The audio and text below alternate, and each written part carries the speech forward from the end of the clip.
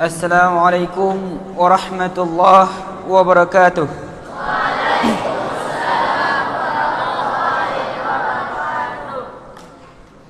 Innal hamdalillah nahmaduhu wa nasta'inuhu wa nastaghfiruh wa na'udzu billahi min shururi anfusina wa min sayyiati a'malina.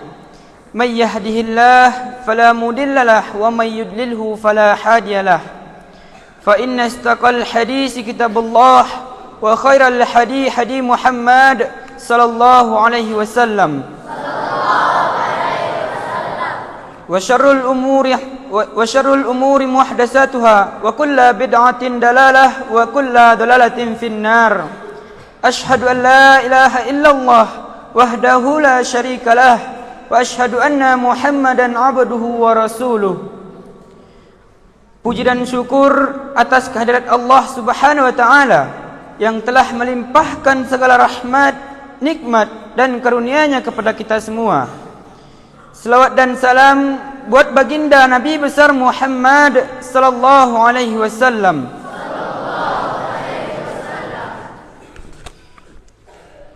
Langsung saja saya bacakan daftar pertanyaan hari Abi.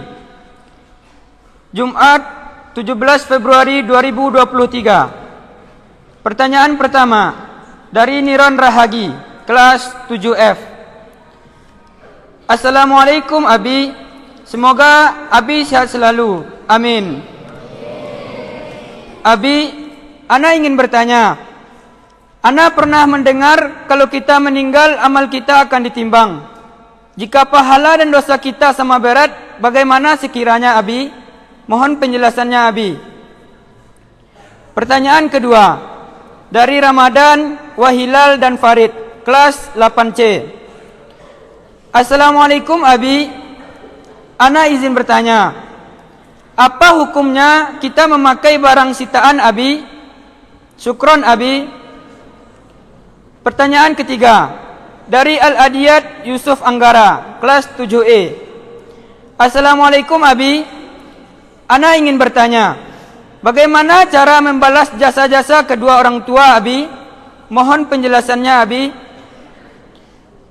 Pertanyaan keempat dari Hidayat Rizki Fahri, kelas 7A. Assalamualaikum Abi. Abi, Ana izin bertanya, apa hukumnya kita membeli barang dengan harga murah lalu kita jual dengan harga yang mahal? Apakah itu haram Abi? Pertanyaan kelima dari Abel dan Najwa, kelas 7H. Assalamualaikum Abi. Kami izin bertanya, apa hukumnya membaca Al-Quran tetapi tidak mengeluarkan suara atau membaca di dalam hati saja Abi? Syukran Abi. Pertanyaan keenam dari Hafizatul Hasnah dan Putri Vanessa, kelas 10-2. Assalamualaikum Abi. Ana izin bertanya, apakah boleh perempuan membaca Subhanallah keras-keras ketika imam salah rakaat atau lupa, dan bolehkah laki-laki menepuk tangan keras-keras untuk mengingatkan iman yang salah rakaat Abi? Syukron Abi.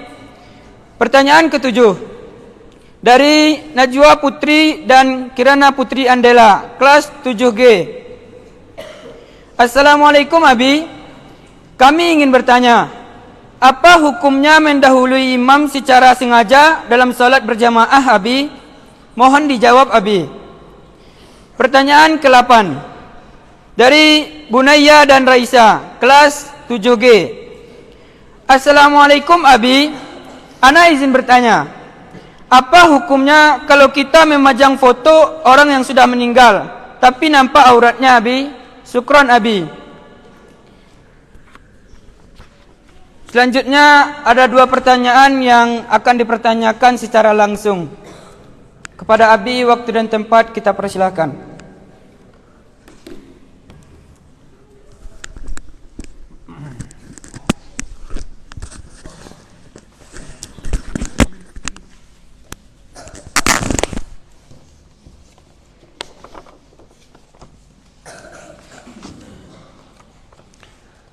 Assalamualaikum warahmatullahi wabarakatuh.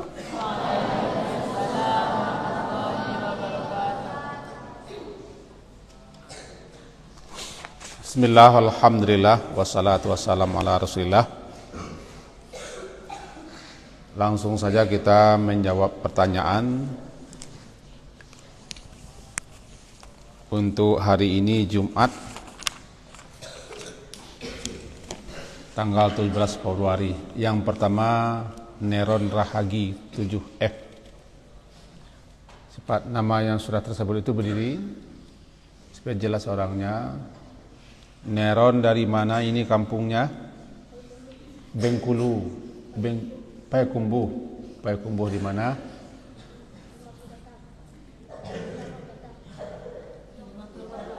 Di 50 kota. Mana yang besar di Payakumbuh daripada 50 kota? Pokoknya 50 kota ya. Terus tanyanya, Ana pernah mendengar kalau kita meninggal, amalan kita akan ditimbang. Jika pahala dan dosa kita sama berat, bagaimana sekiranya Abi? Mohon penjelasan. Syukran. Ya, terima kasih Neron Rahagi. Silakan duduk. Abi perbaiki pertanyaannya ya.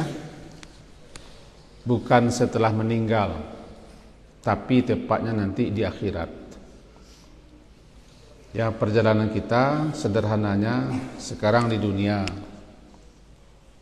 mati atau wafat, jasad kita ke tanah, kita yaitu ruh ke alam barzah. Jasad habis, kita berada di ruh. Berada di alam barzah, ruh kita sampai hari kiamat. Setelah kiamat, hancur semua, habis semua, usai semua. Allah ciptakan alam baru, namanya alam akhirat, negeri tempat tujuan kita. Kemudian jasad kita yang baru kembali dibentuk pas seperti yang lama, tidak kurang dan tidak lebih. Roh yang berada di barzah tadi diperintahkan masuk ke jasad baru, hidup. Yauma idzi yasdurun nasu ashtatan liyurau a'malahum. Kemudian kita digiring, dihimpun di satu tempat namanya mahsyar. Di masa itu nanti kita akan disidang, diproses, dimintai pertanggungjawaban, ditanya dan diadili, didatangkan saksi-saksi dan bukti-bukti. Kemudian setelah itu ada namanya penimbangan amal, yang sebelumnya dikasih catatan amal lalu ditimbang amal. Nah, di sini ya, memang sudah meninggal tapi jauh setelah meninggal tiba di akhirat. Perjalanan kita sekarang menuju akhirat. Akhirat itu namanya adalah yang paling akhir dan tidak ada lagi setelah itu. Habis kita berhenti dan sampai di situ, bisa berakhir di surga. Siapa yang tidak mau ke surga berakhir di neraka.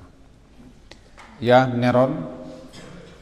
Kemudian bagaimana dengan penimbangan amal? Dalam banyak ayat disebutkan, salah satunya surat Al-Anbiya misalnya. Surat Al-Anbiya surat ke-21 ayat 47. Wa nada'ul mawazinal qist liyaumil qiyamah fala tuzlamu nafsun syai'ah wa in kana mithqala habatin min khardalin ataina biha wa kafa bina hasibin. Intinya nanti akan ada timbangan yang dilaksanakan, timbangan itu dengan keadilan, dan timbangan itu untuk menampakkan keadilan. Untuk apa? Agar diketahui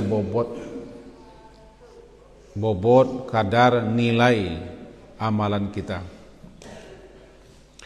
Kemudian mana-mana yang timbangan amal kita berat, faulaika humul muflihun. Faman thaqulat mawazinuhu faulaika humul muflihun. Surat Al-Mu'minun itu ayat 102. Siapa yang berat timbangan amalannya, maka dia adalah orang yang beruntung. Bahwa fi isyatir radiyah, surat Al-Qari'ah. Dia nanti berada di isyatir radiyah, kehidupan yang bahagia yang derajat itu surga. Wa amma man khaffat, siapa yang ringan timbangan amalnya, faulaika alladzina khasiru anfusahum fi jahannam khalidun. Siapa yang ringan timbangan kebaikannya, maka dia adalah orang yang merugikan dirinya sendiri. Dan mereka nanti akan ditempatkan di neraka. Dalam Al-Qaryah dikatakan fa ummuhu hawiyah. Tempat kembalinya, tempat berkumpulnya adalah neraka hawiyah.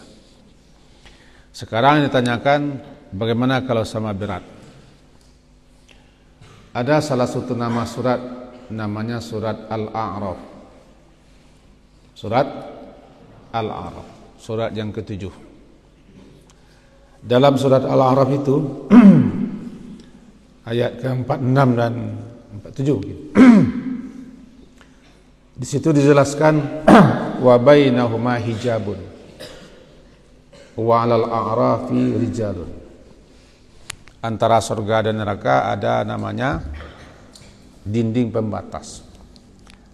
Dan di ujung sana ada Al-A'raf. Al-A'raf itu suatu tempat ketinggian antara surga dan neraka.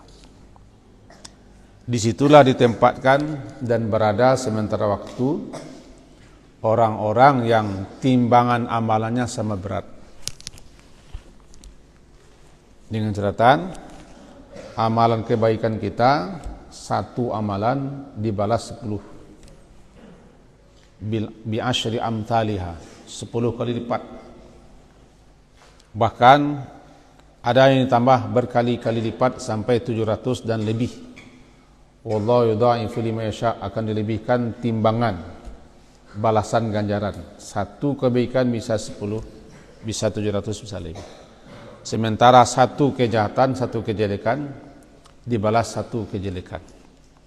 Atau bisa jadi ada yang diampunkan, dimaafkan oleh Allah. Nah, ditimbang, setelah ditimbang ternyata berat kepada yang baik, setelah dilipat gandakan selamat. Yang kedua, rupanya ringan yang baiknya, khaffat. Setelah ditambah, balasan-balasannya ringan juga, maka dia ulaikal ladzina khasiru anfusahum, mereka itu orang yang merugikan diri mereka sendiri. Dalam surah Al-Qaryah dikatakan wa amma man khaffat mawazinuhu, apalagi wa amma man khaffat mawazinuhu fa ummuhu hawiyah. Ummu itu artinya tempat pulang, tempat kembali, tempat berkumpul, tempat berasal. Itu ummu. Itu makanya ibu kita namanya ummu. Di situ kita berkumpul, di situ kita kembali. Dari sana kita berasal. Maka tempat pulang, tempat kembali, tempat berhimpun, tempat bersama-sama namanya ummu. Ummuhu hawiyah. Hawiyah adalah salah satu nama neraka. Dikatakan dia hawiyah karena orang yang masuk ke sana meluncur kepalanya ke bawah. Hawin, menuju ke bawah. Sepanjang 70 tahun perjalanan. Hawiyah. Nah, sekarang yang sama berat ditempatkan di Al-A'raf. Selepas neraka ada satu tempat namanya Al-A'raf. Belum boleh masuk surga, tapi sudah selamat dari neraka. Ujung-ujungnya masuk surga juga, tapi tidak berada di tempat yang mulia. Nama saja ujung-ujungnya. Tingkatannya itu di bawah. Jadi kalau pertanyaan sinetron tadi, bagaimana nasib orang yang pahala dan dosanya kita sama berat? Ya, di Al-A'raf. Setelah selesai nanti proses, yang masuk surga sudah selesai, masuk neraka sudah selesai, baru yang di Al-A'raf ini atas rahmat Allah dimasukkan ke jannah, ke surga. Ujungnya di surga juga, tapi sudah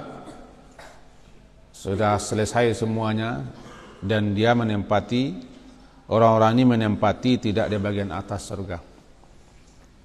Karena surga itu ada 100 tingkat. Satu surga luasnya seluas langit dan bumi. Tingkatannya 100, yang tertinggi Firdaus, di atas Firdaus arasy Allah. jarak tingkat per tingkat sejarak langit dan bumi juga. Luasnya luar biasa. Nah, maka penghuni Al-Araf itu tidak di atas. Karena dia sama berat. Ini jawaban sederhana untuk Neron. Bagus pertanyaan Neron. Ini munculnya memang dari Neron ini. Pertanyaan, ya, ada yang menghasum. Oh enggak, bagus. Bagus. Anak Payakumbuh 50 kota ini bagus-bagus semuanya. Lebih-lebih si Neron ini. Mudah-mudahan dia menjadi nir, penyerang ya. Bagus. Jadi intinya amalan kita dicatat oleh malaikat. Yang mencatatnya Raqib Atid. Disebut juga dengan kiraman katibin. Ada juga yang menamai dengan hafazah, penjaga amal. Catatan-catatan amal kita, jangan coret buku dulu, nantilah melukis-lukis. Catatan amalan kita itu nanti dibagikan lagi, ditimbang. Yang ditimbang 3 kata ulama. Amalan kita, kitab catatannya, dan kita sendiri. Ditimbang semua. Ada juga yang berpendapat amalan saja. Tapi yang ketiga-tiganya kita pakai. Amalannya ditimbang, pelaku amalnya juga ditimbang, catatan amal juga ditimbang. Wallahu a'lam bis-shawab. Dari situ selesai. Paham Niron? Bagus, hebat sekali Niron ini ya. Yang kedua Ramadan, Wahilal dan Farid, mana orangnya? 78C.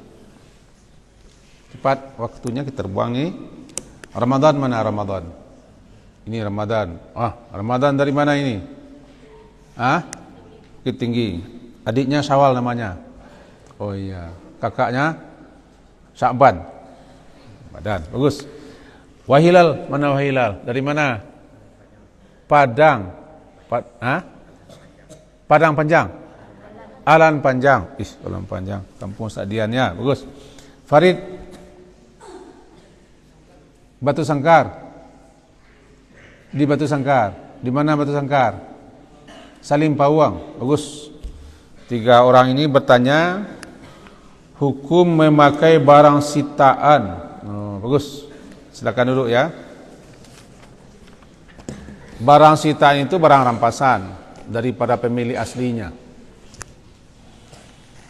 Kalau di negara, yaitu negara menyita, merampas barang-barang daripada pemiliknya.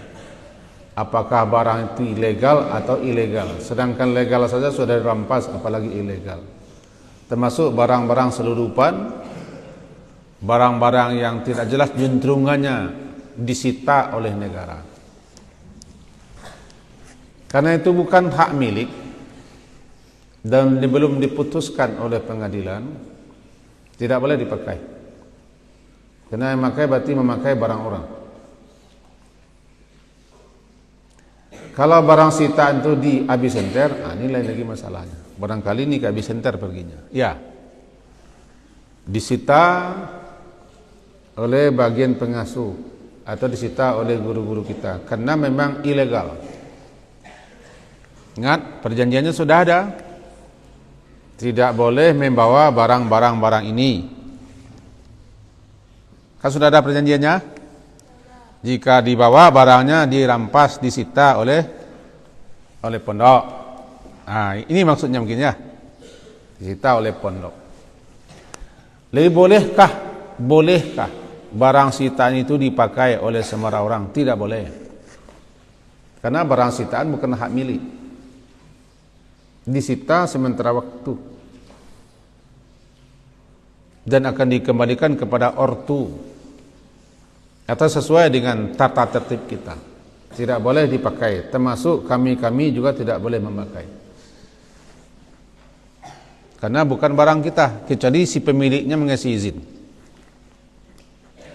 Termasuk barang sitaan negara tidak boleh orang memakai. Itu barang sitaan negara, diamankan untuk sementara waktu atau dipunahkan. Karena barang sitaan itu pasti barang bermasalah. Juga termasuk ketika barang sitaan itu dilelang oleh negara. Sebagusnya jangan kita beli. Cari barang yang bisa betul-betul halal, betul-betul bersih. Ini barang sitaan. Barang panas namanya. Barang panas. Barang lelang, barang panas. Kalau pondok melelang, belum ada. Sudah ada dilelang barangnya. Melelang supermi, belum ada supermi. Yang biasa dirampas disita supermi. Kalau rokok antum itu mah disusu. Adanya rokok disita. Abi ingatkan kepada antum semua dan murid-murid juga tahu, siapa kedapatan bawa rokok, anak itu pulang. Ini peraturan Nabi ini. Ya, ini pengasuh, ingat kepala-kepala. Anak kita kedapatan membawa rokok dan merokok, pulang. Tidak ada disita-sita. Kelas SMA jelas. Ada jelas? Ada jelas? Kelas 9 juga. Ini kemarin kelas 1 lagi. Biasa merokok luar baru pulang. Prosesnya nanti diurus. Ini tidak ditolerir. Tidak ditolerir. Ini membuat kita kesal kepada anak seperti ini. Kalau mau merokok sini, tidak usah masuk sini. Diabetes center bukan tempat merokok. Orang tukang bagaimana? Orang tukang bukan murid.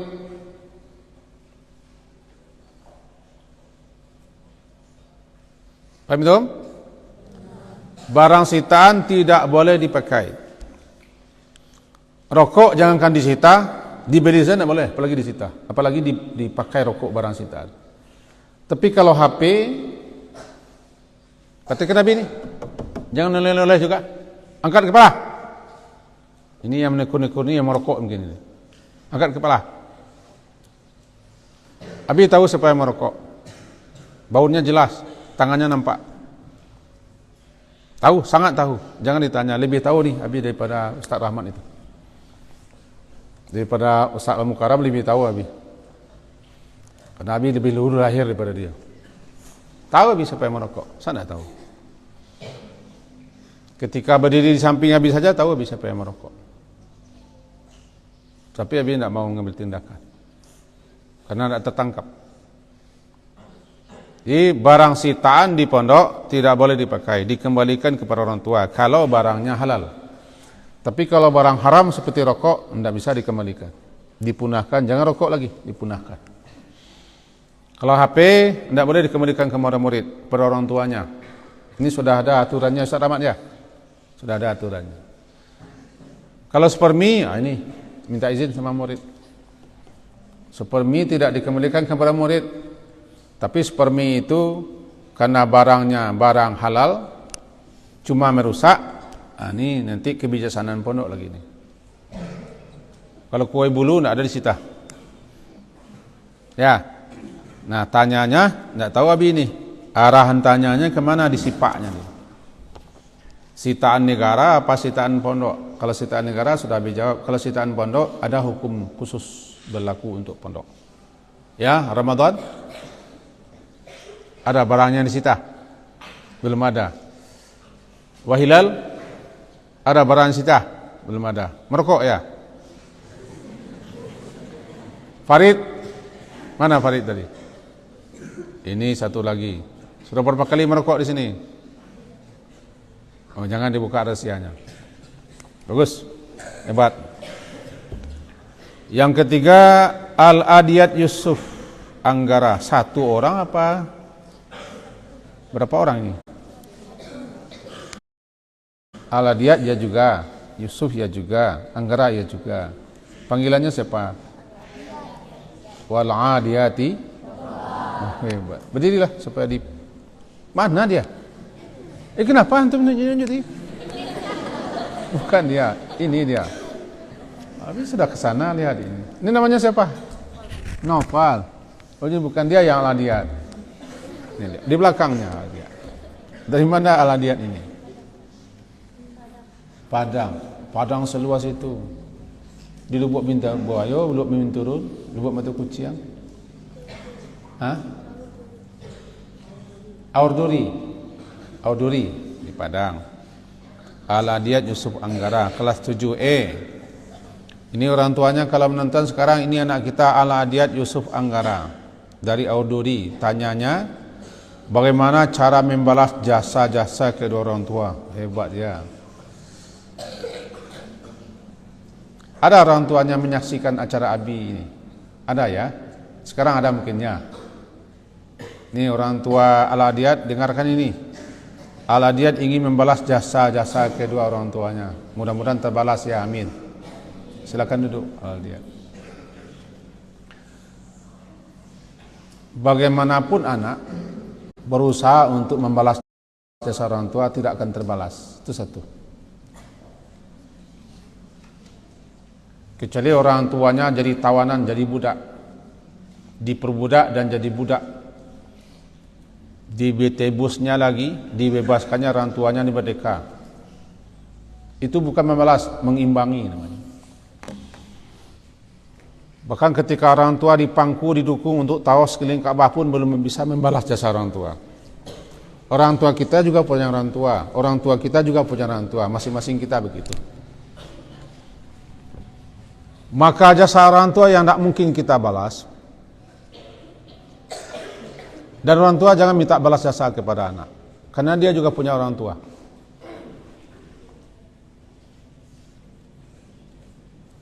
Lalu bagaimana? Kita ini kepada orang tua ingin birrul walidain. Birrul walidain, berbakti kepada orang tua. Kalau durhaka, uququl walidain. Apa namanya? Birrul walidain. Berbakti, berbuat baik kepada orang tua. Kalau durhaka, uququl walidain. Uquq, ain, qaf, waw, qaf, uquq, durhaka. Yang ditanyakan oleh Al-Adiyat, bagaimana membalas jasa? Membalas jasa bisa, tapi belum terbalas.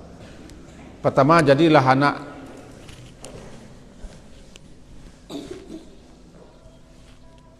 yang membanggakan, yang menyenangkan, yang membahagiakan orang tua.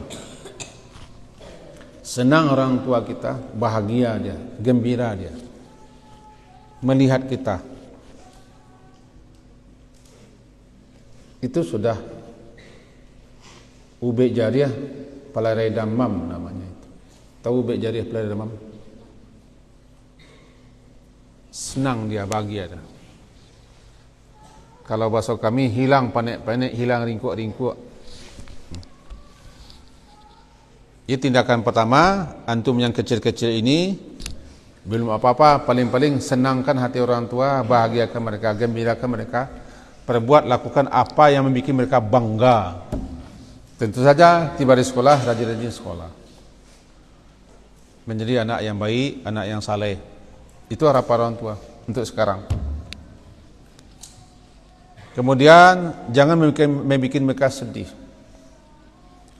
Ada kita ini di sini yang suka sekali mengadu, menyusah orang tua. Itu tidak membahagiakan. Sedikit ngeluh, sedikit mengadu. Kadang-kadang tidak patut dikadukan, membuat orang tuanya rusuh. Antum tidak membahagiakan namanya. Itu manja. Manja ini tambah nanti jok. Manja jok namanya. Lebih-lebih yang jantan ini. Semalam Abi mengisi pengajian di satu tempat tanpa menyebutkan tempat. Lalu ada orang tua, anaknya sekarang di Arab Saudi, dan dia sudah punya istri, punya anak satu. Dipoto oleh istrinya, anaknya sakit, demam. Lalu si anak laki-laki yang di Arab Saudi bekerja, karena dikasih info oleh istrinya, anaknya sakit, 3 hari di sana dia mau pulang. Biar saja, sini. Biar saja.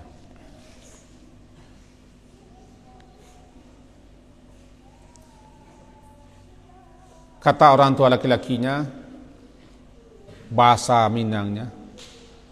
Wa'ang laki-laki apa tidak? Laki-laki tidak begitu. Kata kamu,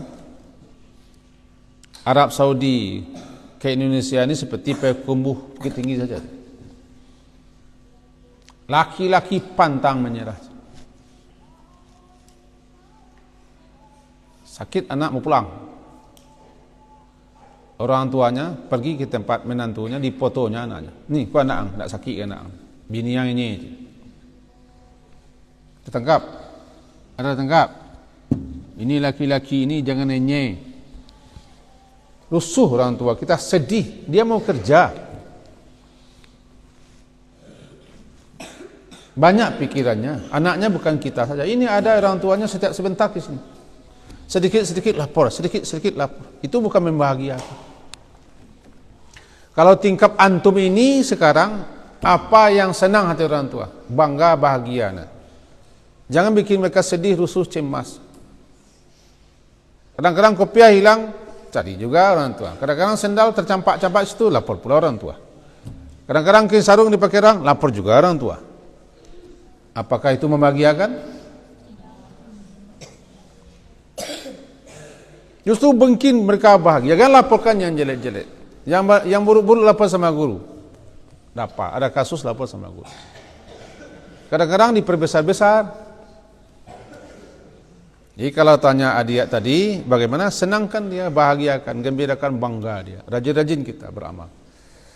Tapi kalau persoalannya sudah persoalan berat, baru. Itu kalau tingkat antum-antum ngasih uang belum bisa lagi. Membuatkan rumah sudah bisa? Belum. Mencarikan istri juga belum bisa membahagiakan. Ini taraf antum, taraf kita ini berbeda dengan taraf Abi, berbeda dengan Ustaz Rijal, berbeda Ustaz dan Ustaz lain. Berbeda situasi membahagiakannya. Membalas jasanya berbeda. Kalau antum membalas jasa orang tua, senangkan, bahagiakan, gembirakan, bikin mereka bangga. Jangan susahkan, jangan bikin mereka sedih, jangan bikin mereka rusuh. Jangan mengakibatkan mereka tidak konsentrasi di kerja. Dulu ketika Abi di sekolah Ustaz Akmal, ada Ustaz Akmal di tempat sana, ada orang tuanya bekerja di rumah sakit. Sampai malu orang tuanya kepada atasannya karena tidak sebentar permisi. Anak itu laki-laki. Malu saya Abi, malu saya. Ini bukan menyalahkan Abi dan guru, enggak. Anak saya ini malu saya. Sedikit-sedikit lapor, sedikit-sedikit lapor. Enggak mau sekolah. Malu saya. Apa malu? Setiap sebentar saya minta izin ke atasan saya. Malu saya. Walaupun atasan saya mau ngasih izin, tapi saya malu. Ini membahagiakan orang tua apa enggak? Bukan balas jasa. No. Nah, ini yang dimaksud. Tapi kalau sudah seukuran Nabi ini, bagaimana membalas jasa orang tua? Ya, tiba di nenek, bahagiakan nenek. Apa kata beliau? Ikuti nasihat beliau, taati. Apa yang dipingin beliau? Ya, doakan. Doakan beliau, senangkan hati beliau, cukupi kebutuhannya. Doakan supaya husnul khatimah, dosa-dosanya diampuni. Jadi berbeda masing-masing kita.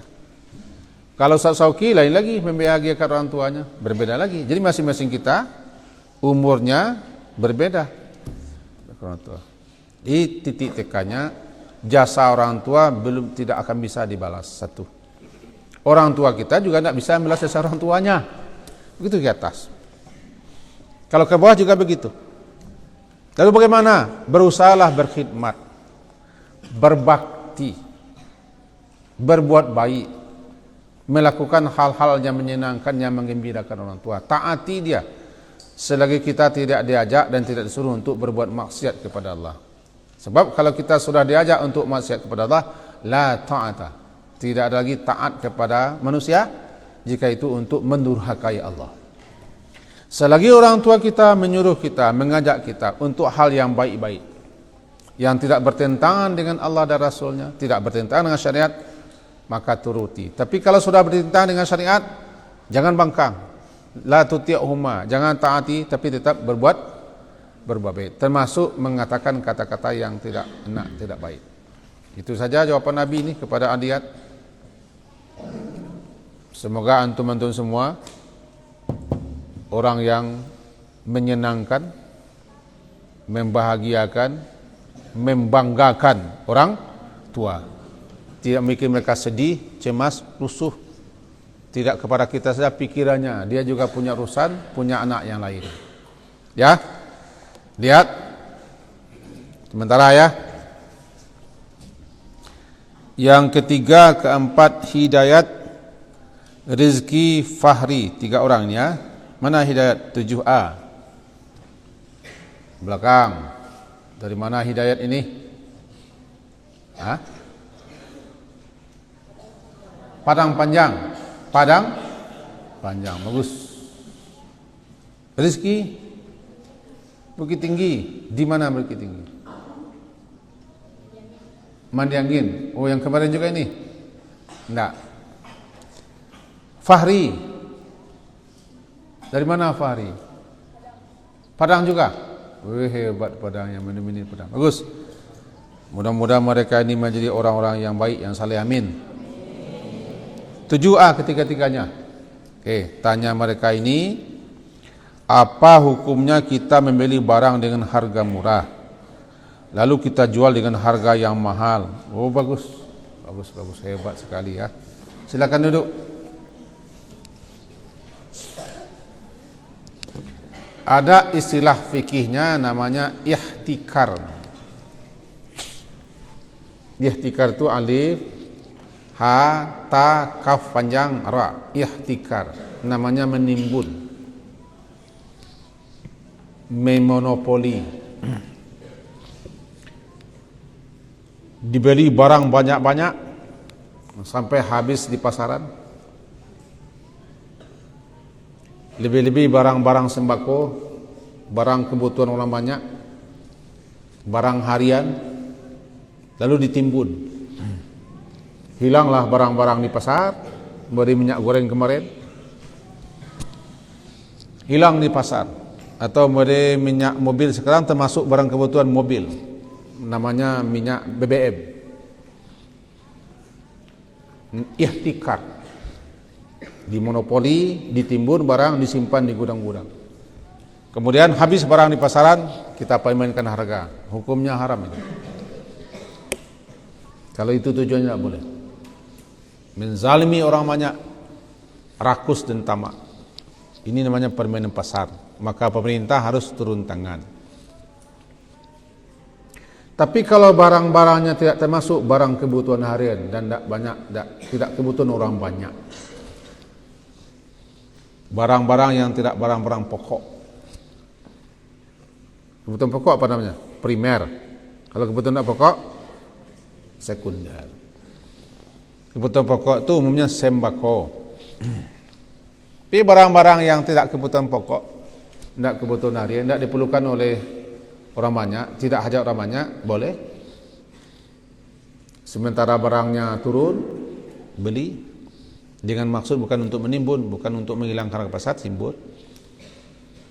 Nanti kita jual mahal-mahal, tidak masalah, karena yang membelinya peminat. Barang-barang antik kan namanya, boleh, tidak masalah.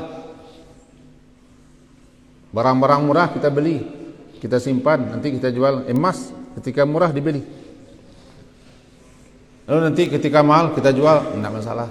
Yang terlarang itu barang kebutuhan harian pokok.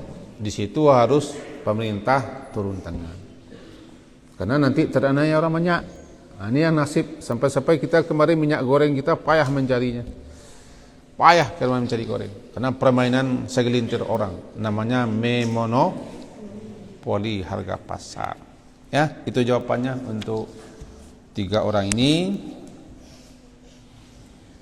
Jadi membeli barang dengan harga murah lalu kita jual mahal tidak masalah. Dengan catatan itu bukan barang kebutuhan orang banyak. Lalu Abel dan Najwa. Abel dan Najwa 7H. Abel. Laki-laki perempuan Abel. Ini laki-laki perempuan ini. Abel. Perempuan. Oh, mana Abel? Dari mana Abel? Silungkang.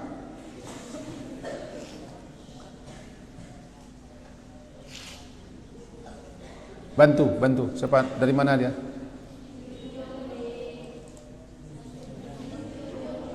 Si Junjung. Abel dari si Junjung. Najwa dari mana? Pasaman.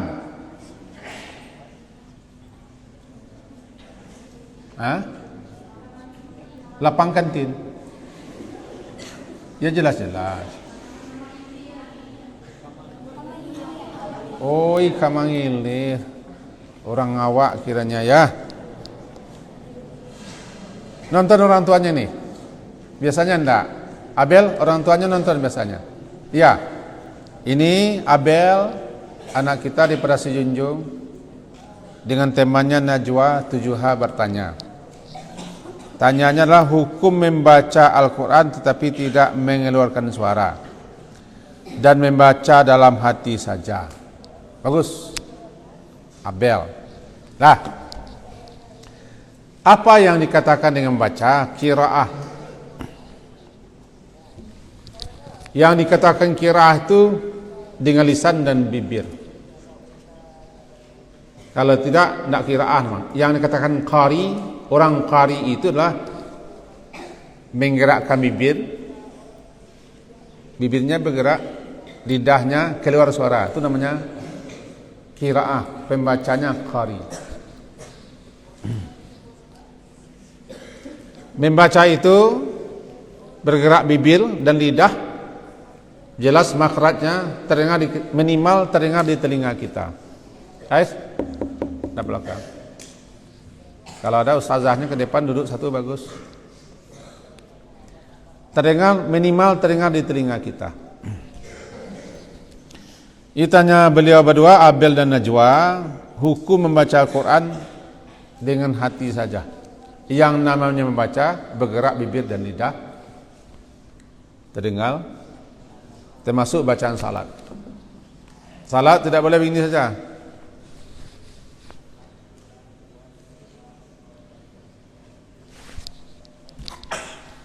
Gerak bibir, keluar suara, terdengar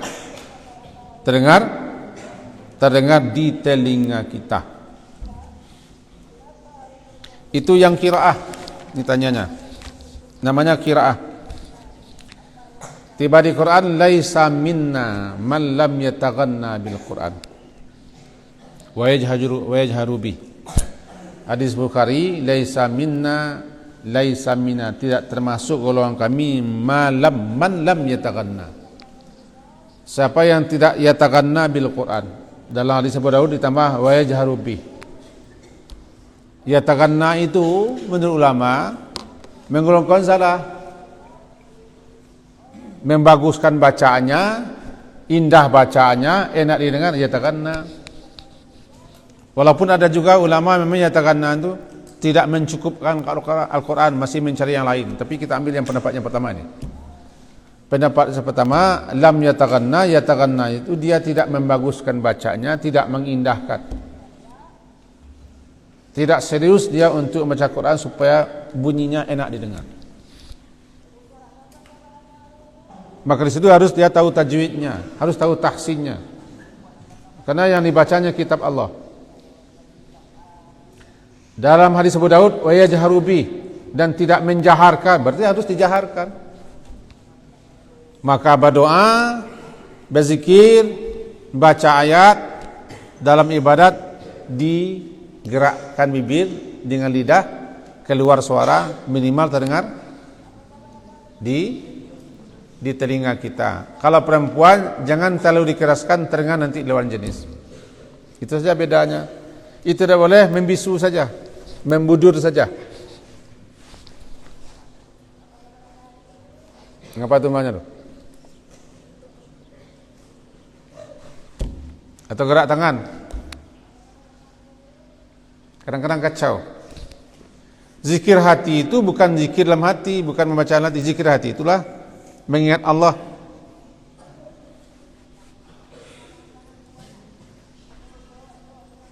Nama-nama Allah, mengingat kebesaran Allah.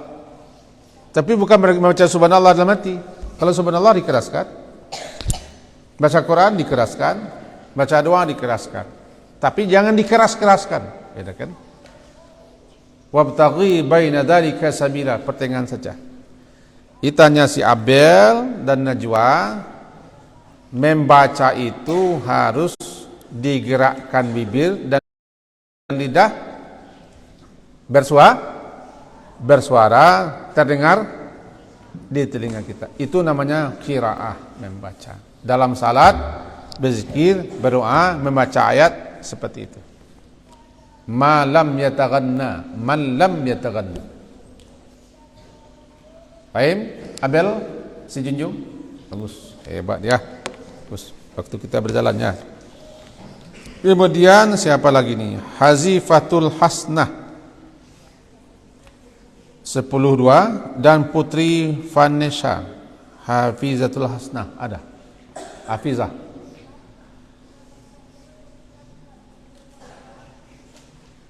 Tidak ada Hafizah?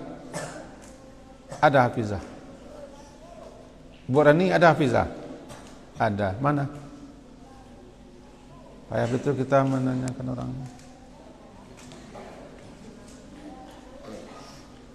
Oh, Abi yang kata tidak berkenan melihat anak-anak yang bersembunyi kalau bertanya. Ada Hafizah? Dari mana Hafizah?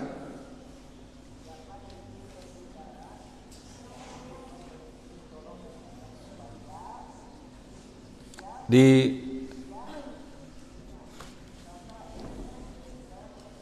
Abi lewati saja ya pertanyaannya. Di Masraya. Putri Vanessa di mana? Padang juga. Yang datang kalau bertanya seperti Vanessa itu ya, di sini. Supaya bisa disorot. Karena orang tua juga kita nyinyir ini. Anak kami tidak nampak, anak kami tidak nampak. Itu makanya disorot. Karena orang tua ada yang ingin melihat anaknya gitu. Ya, Hafizah? Tidak berdosa kok, tidak berdosa. Tanya beliau berdua, Hafizah dan Vanessa, kelas 10-2, apakah boleh perempuan membaca subhanallah keras-keras ketika imam salah rakaat atau lupa? Dan bolehkah laki-laki menepuk tangan keras-keras untuk mengangkat imam? Terbalik ini. Di mana terbaliknya? Lirijali tasbih. Untuk laki-laki membaca tasbih subhanallah. Wa tasfiq lin nisa. Tasfiq ta sad fa ya qaf, tasfiq lin nisa. Ada yang mengatakan begini. Ini caranya yang berbeda-beda. At-tasfiq ta sad fa ya qaf lin nisa untuk perempuan. At-tasbih subhanallah untuk laki-laki. Jadi bagaimana? Itu bunyinya idza nabakum syai'un fi salatikum. Apabila ada peristiwa kejadian sesuatu pada salat salah seorang kamu, fal yusabbihir rijal, maka hendaklah bertasbih laki-laki, wal tusafiqil nisa, dan perempuan bertasbih. Idza naba, apa naba? Ada sesuatu kejadian peristiwa yang terjadi yang menimpa dalam salat sehingga menyebabkan imam kamu itu ragu atau lupa atau salah. Jika itu yang terjadi fi salatikum, dan salat kamu adalah fal yusabbihir rijal, maka hendaklah laki-laki bertasbih. Laki-laki yang mana? Yang belakang imam. Makanya nih, yang di belakang imam itu sebetulnya yang bisa mengingatkan imam, yang menggantikan imam. Kata Nabi, ulun nuha, yang cerdik pandai. Bagi wanita kalau tidak ada laki-laki, tasfiq. Fal tusaffiqil nisa. Bertasfik, menepuk tangan lagi perempuan. Jangan terbalik. Lalu kalau imam tidak mengerti apa yang kita tasbihkan, kalau ayat yang salah kita sambung mereka. Ingat, nih di kita ini yang akan memperingatkan langsung imam atau dia kelupaan baca ayat, jangan semua. Yang di belakang imam diprioritaskan. Yang di belakang imam diprioritaskan. Karena dia naibnya nanti. Kalau dapat juga baru yang lain. Ya. Teori mengingat imam yang salah, jangan buru-buru. Jangan buru-buru. Dia salah itu mengingat lagi itu. Diulangnya lagi sampai 3 kali. Salah juga kita ingatkan. Jangan langsung salahkan, nanti kacau dia. Karena penghafal Quran itu pasti dia terbayang di mana letak ayatnya, halamannya berapa, di pinggir mana terbayang. Dia akan ulang lagi itu. Jadi kalau buru-buru kita ingatkan, kadang-kadang kacau susunnya lagi. Biarkan dia berpikir sejenak. Kalau tidak mampu juga baru ingatkan. Bagaimana kalau laki-laki tidak mampu mengingatkan, perempuan ada, imamnya tidak dapat lagi apa kelanjutannya, sementara laki-laki tidak juga, tapi perempuan ada. Menurut salah satu pendapat ulama, sekedar untuk membacakan ayat yang lupa silakan perempuan, tapi suaranya datar saja. Suaranya datar saja. Jangan bikin suara mendayu dan lembut-lembut, biasa saja mengingatkan. Kalau situasinya seperti itu, di mana imamnya dekat, tapi kalau imamnya jauh, perempuan jauh, tidak boleh. Kenapa tidak boleh? Suara perempuan meninggi. Itu kalau masjid yang teratur ya. Jadi kalau masjid yang teratur, ada imam tepatan, ada imam pengganti. Yang di belakang imam ini harus yang tahu juga. Itu kalau kesalahan, kekeliruan bacaan. Tapi kalau kesalahan gerakan, lupa segala macam, laki-laki baca subhanallah. Terutama laki-laki yang di depan. Perempuan bertepuk. Tapi kalau laki-laki tidak ada juga yang baca subhanallah, sama saja semua, perempuan ingat, ini salah, perempuan tepuk. Atau ini, bukan bertepuk-tepuk begitu. Nah, sekedar untuk mengingatkan. Imam harus tahu ini. Tidak boleh jadi imam kalau dia tidak mengerti adab seorang imam, tata cara seorang imam. Ada waktu nanti, bisa jadi Jumat yang akan datang, kalau masih ada waktu kita jelaskan ini. Adab-adab bagi seorang imam dan makmum. Ada waktu nanti kita jelaskan dari Jumat ke depan. Supaya jelas ini, ya, supaya jelas. Kemudian, andaikan tidak mengerti imam itu dengan tasbih, dengan tepuk tangan, apa ini? Tidak mengerti dah. Orang sudah subhanallah, tidak mengerti juga dia. Perempuan sudah bertepuk, tidak mengerti juga imam. Boleh kita bilang dengan ucapan. Duduk misalnya. Ruku misalnya. Atau tahiyatu, sekadar itu saja. Jangan panjang-panjang. Atau itu imam salah kok, jangan itu panjang-panjang. Sekedar mengasih peringatan. Saya saja yang ngilu-ngilu, badan saya sampai malam tidak ada yang mengurut.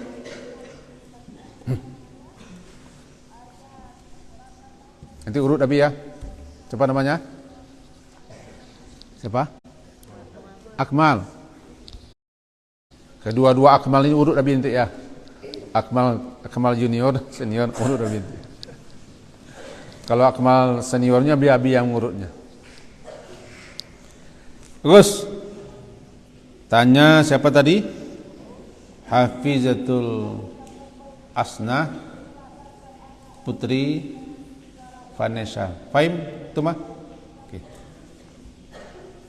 Najwa Putri dan Kirana Putri Andela. Berapa orang ini? 2 orang. Najwa Putri 7G ada. Tuh, Najwa Putri di belakang tengah. Najwa Putri. Dari mana Najwa Putri? Solok.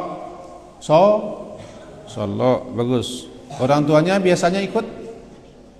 Bagus. Orang Solok ni Najwa Putri tes 7G. Kemudian Kirana Putri Andela. Pulang. Pertanyaannya ada di sini. Gaib ni ya. Okey. Apa hukumnya mendahului imam secara sengaja dalam salat berjemaah? Oh, bagus.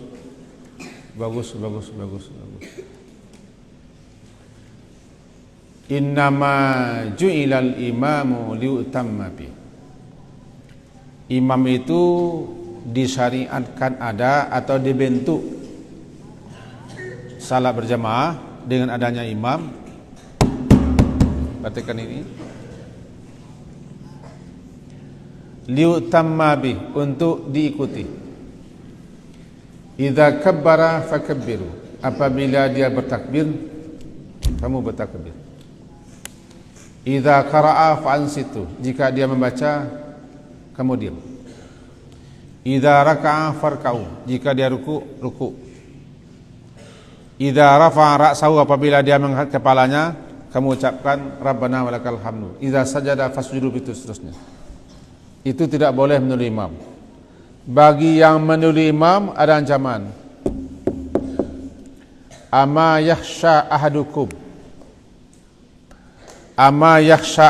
idza rafa'a ra'sahu qabla al-imam ay yaj'alallahu suratahu surata imar. Apakah salah seorang kamu tidak takut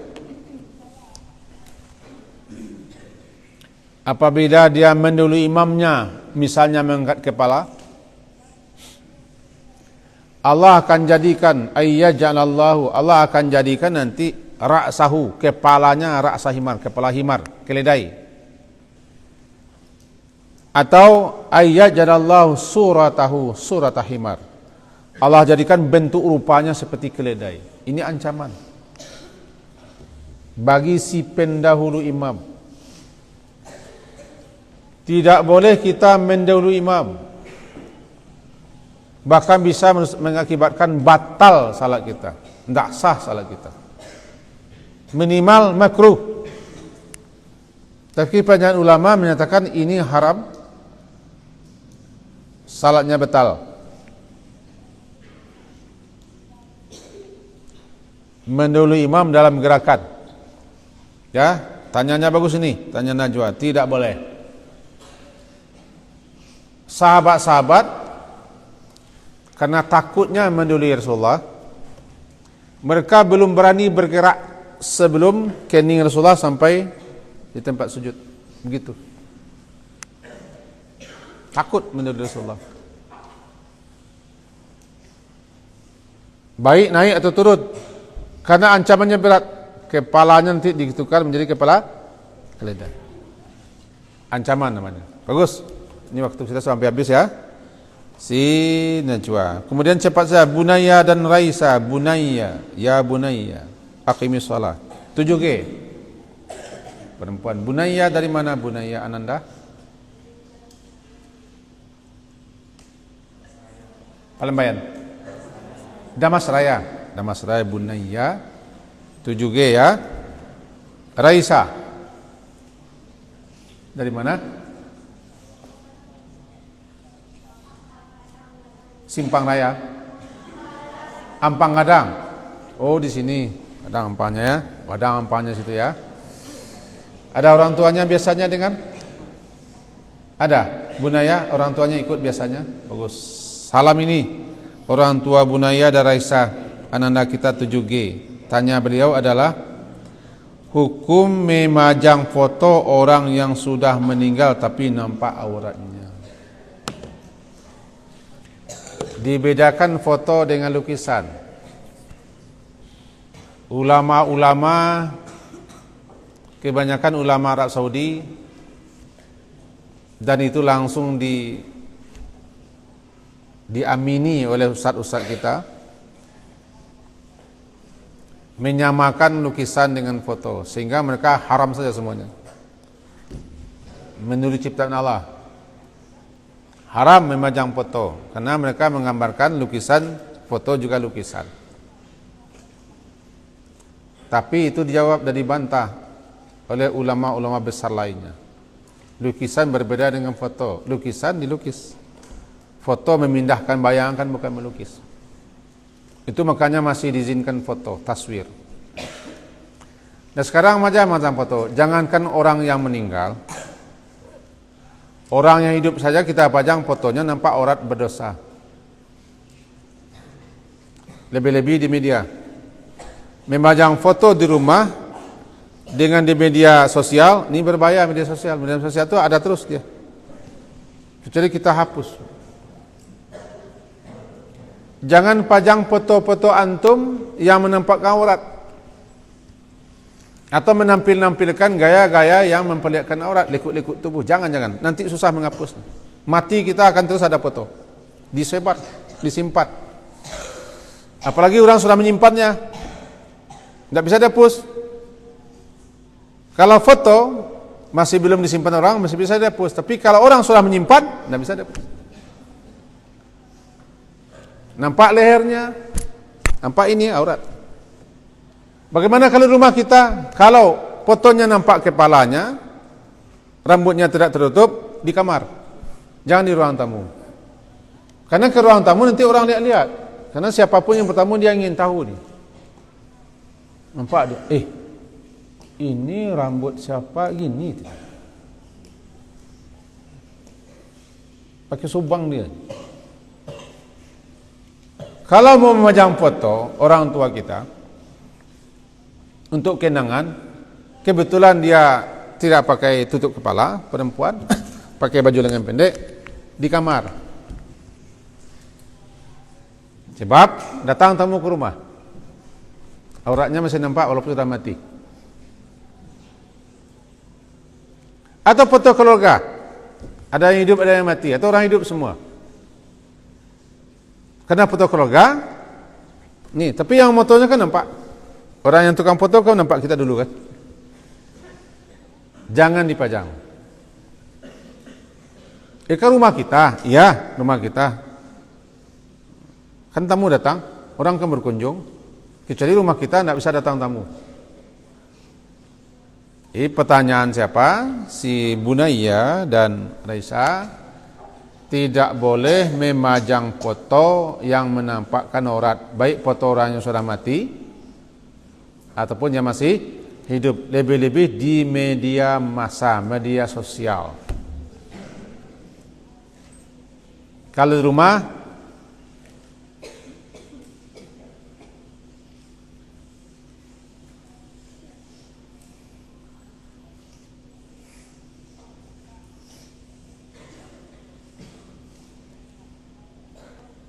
di rumah, jangan sembarang tempat. Lebih-lebih jangan di ruang tamu, termasuk meletakkan album kenangan di meja, di bawah meja. Kalau di situ ada foto-foto semasa gadis orang tua kita, semasa belum tahu dia ajaran agama, kebetulan bajunya baju ketat segala macam, simpan. Jangan album lepas ke depan, belakang. Kalau boleh dibakar saja kalau bisa. Karena nanti menampakkan auratnya. Ya, Bunaya dan Raisah. Oke. Ini dua lagi pertanyaan langsung, silakan siapa ini? Katanya pertanyaan langsung, namanya pertama Gio Hazami Pratama. Satu orang, dua orang? Dua orang, silakan. Tanyanya apa? Apa seorang hamba bisa menuliskan manisnya? Oh.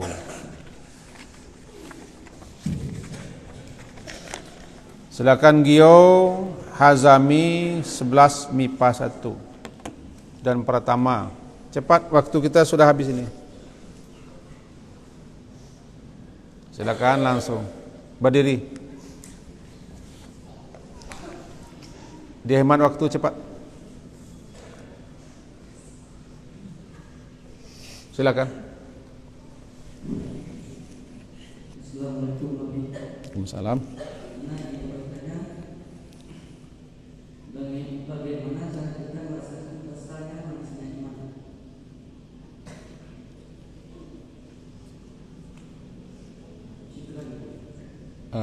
Ya, sama-sama. Itu saja. Gio Hazami dari Padang. Oh, dari Damasraya, kelas 11 MIPA 1. Pertanyaannya sama dengan pertama. Di sini tertulis, apakah seorang hamba bisa merasakan manisnya ibadah kalau dia masih ingin berbuat maksiat? Gitu. Oh, sama. Silakan dulu ya. Ini yang pertama. Kenapa kita malas ibadah? Tidak khusyuk ibadah? Atau tidak selesai ibadah? Tidak terasa nikmat dan lezat ibadah karena kita masih maksiat. Orang yang masih maksiat, masih suka berbuat dosa, beribadah, ibadahnya tidak selesai. Atau sebaliknya, orang kalau khusyuk ibadahnya, konsentrasi ibadahnya, ikhlas beribadah, memahami apa ibadah, dia akan terhindar. Setidaknya akan berkurang maksiat. Seperti salat lah. Inna salata tanha anil fahsya'i wal munkar. Salat itu mencegah perbuatan keji dan munkar. Orang kalau betul-betul salat, memahami salat, mengerti apa yang dibacanya, apa maksud dan tujuan salat, perbuatan keji dan munkar tercegah. Walaupun tidak semua, sebagian tercegah. Mungkinkah orang bisa merasakan manisnya suatu ibadah sementara dia masih bergelimang dengan maksiat? Mungkin saja dia bisa menikmati ibadahnya tapi sedikit.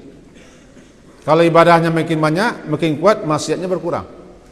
Tapi justru maksiatnya makin banyak, ibadahnya sedikit, maka ibadahnya akan hambar. Kosong.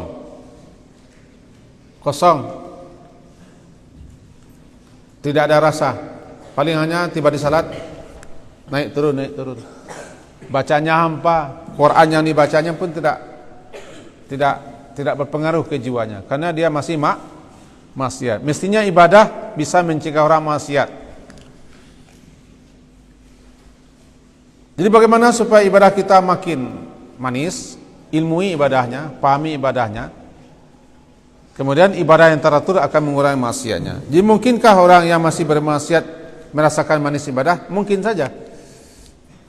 Kenapa mungkin saja? Tergantung ibadahnya. Kalau ibadahnya makin meningkat, makin banyak, maksiatnya makin berkurang, maka makin terasa nikmat ibadahnya. Tapi maksiatnya makin banyak, ibadahnya berkurang, makin kurang nikmatnya. Ya, apa? Siapa namanya tadi? Gio Hazami. Makin rajin orang beribadah, makin mendekat kepada Allah, makin paham dia ibadah, dia makin merasakan manisnya ibadah, maksiatnya berkurang. Tapi kalau maksiatnya makin banyak, justru ibadahnya yang lemah, hambar, kosong, tidak punya rasa ibadahnya. Kira-kira itu jawaban sementara. Ya, Gio. Yang terakhir, ya waktu ya. Nikesha Zakia Rafifah 8E. Satu orang. Ini namanya satu orang. Nikesha Zakia Rafifah 8E. Ada mic-nya? Ya, silakan. Ini murid di sini nih. Oh iya, berdiri ya. Keraskan suaranya. Mana mic-nya? Tidak apa-apa, berdiri, boleh. Kami laki-laki ke depan menghadap. Semua ke depan. Sudah, hampir.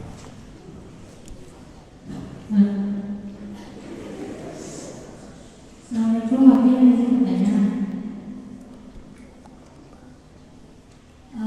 Bagaimana hukumnya jika imam ketika membaca surat di tengah membaca ayat beliau lupa melanjutkannya dan tidak seorang laki-laki pun yang bisa melanjutkannya? Apakah boleh wanita yang melanjutkan mengingatkan melanjutkan ayatnya lagi Iya, dari mana Nikesha? Nikesha dari mana? Padangnya di mana? Pulau Karang. Banyak karang di situ? Oh enggak. Silakan. Ini kisah dari padang ulak karang. Pertanyaannya ketika salat berjamaah. Ketika itu imam lupa bacaan ayatnya. Lalu tidak ada laki-laki yang bisa mengingatkan dan menyambung atau membetulkan ayatnya. Bolehkah perempuan melanjutkan bacaannya? Nah, jawabannya yang tadi nih. Jika tidak ada laki-laki yang hafal atau yang dapat ayat yang dibaca imam tadi, sehingga laki-laki tidak bisa menyambung, tidak bisa meluruskan, membetulkan, sementara perempuan bisa. Kalau jarak laki-laki perempuan tidak terlalu jauh. Satu. Yang kedua, si perempuan suaranya datar, tidak mendayu, tidak lembut dan syahdu, sekedar mengingatkan apa yang lupa. Maka sebagian ulama kita baca fatwa mereka membolehkan, karena tidak ada laki-laki. Lebih-lebih kalau Al-Fatihah yang lupa, yang keliru, boleh. Maka ketika itu nikah boleh makmum perempuan mengingatkan imam yang lupa, lebih-lebih kalau memang laki-laki tidak ada yang ingat. Adapun laki-laki ada tapi tidak tahu sama sekali, sekedar itu saja dibolehkan. Sebagian ulama berpendapat demikian. Terima kasih Nikesha atas pertanyaannya, telah membantu kita semua, amin. 10 pertanyaan hari ini, semoga ada faedah dan manfaatnya untuk kita semua. Kita akhiri dengan doa kafarah majlis.